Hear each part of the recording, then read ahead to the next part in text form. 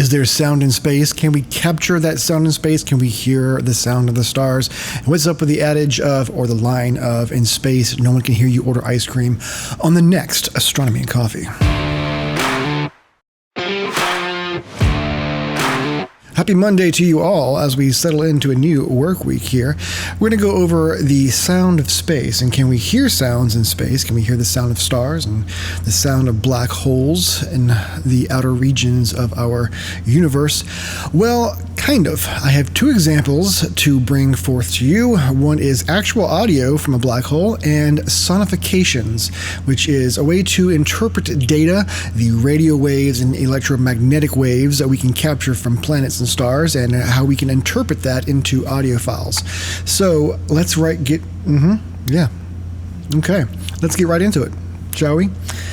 So you may be familiar with the phrase, in space, no one can hear you scream, but that's because space is a vacuum and sound waves can't travel in a vacuum. Why? Because there's nothing there to carry the sound waves.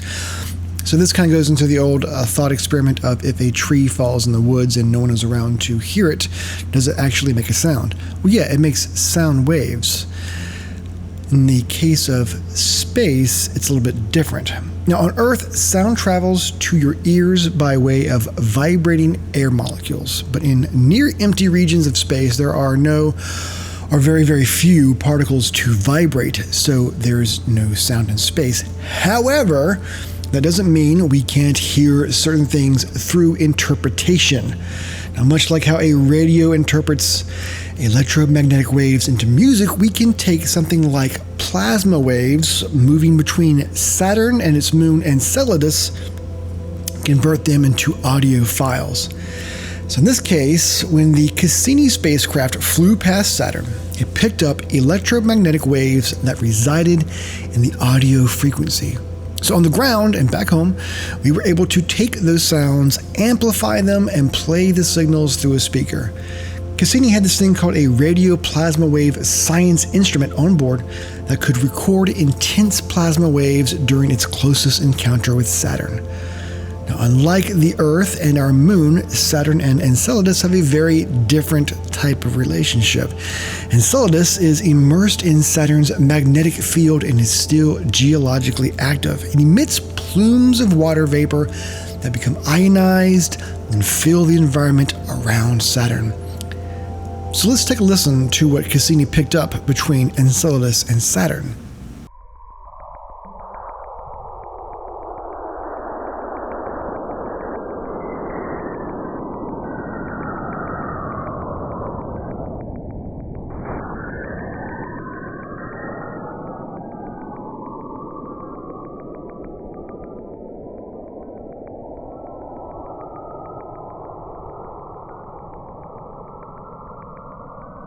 Quite lovely, eh?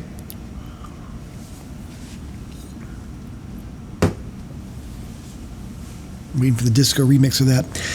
Now, there might be some of you out there saying, hold up, what about black holes and the sun and the intense sound that those explosions of stars make? Well, like I said, there's very little in space. That's why it's called space, after all.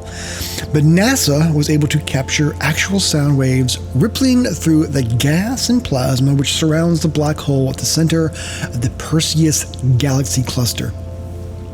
This is 250 million light years away from Earth, and this galaxy cluster has so much gas that they were able to pick up actual sound. Now, they amplified it and mixed it with other data, and now you can hear a black hole, and it sounds a little something like this.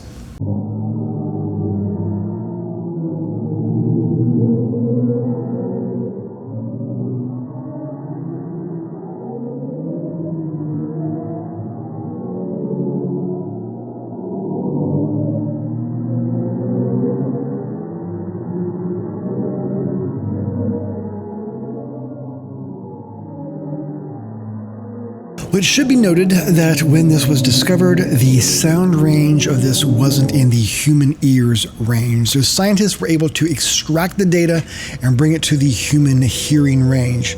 Now, the original recording was about 57 octaves below middle C. on a keyboard if you have a keyboard and you know what middle C is, but 57 octaves below that. So scientists had to raise the frequencies quadrillions of times to get what you now hear. So there you have it. You may not be able to hear sounds in space because there's very little out there to carry the sound waves, but this new method of interpreting the data does help us gain some new perspective on celestial objects. Aside from that, there are a few things going on at the museum you might be interested in. There is the Museum Store Holiday Shopping. This is going to be on a Thursday, November 16th. And the LASM Museum Store will have a wide range of curated gifts, perfect for all ages and price points. Guests are invited to shop, enjoy seasonal snacks, and try to test their luck at special door prizes and get their purchases gift wrapped and complete their holiday gift shopping list. Of course, we do have Christmas coming up, so this will be Thursday, November 16th from 2 to 6 p.m. at our museum store. You do not need a ticket to go and shop there. You can just walk on in, head to your right, and then enjoy the museum store. Of course, we also have our stargazing in the Irene W. Pennington Planetarium. This is for the kids. It is a sky show, a live Sky Tonight show that is made specifically for younger audiences. So if you were wondering and worried about the planetarium not being conducive for younger kids, yes, we have a stargazing program on Saturday, November 18th, every Saturday actually, at 10 a.m. And this is before a feature presentation, which again is good for the kids. And we do have a new program here at the LASM that I am quite excited about. It is a very good idea. It's called Read and Create. And this Saturday it is going to be at 11:15 to 12 p.m. and it will be for Harry the Snakebird. And local author Wendy Carbo will stop by the museum to read Harry the Snakebird to help bring awareness to the dangers of litter, and will be followed by an arts and crafts project. Children's ages 3 to 8 are encouraged to come and participate in this, and of course they will need accompanying adults to join them as well. Very cool, very good idea here at the museum. So of course go to lasm.org to take a further look at those activities. And with that, folks, I'm going to go ahead and call it a day here, and enjoy the rest of your week. I hope you enjoyed this Astronomy and Coffee, and to you and yours.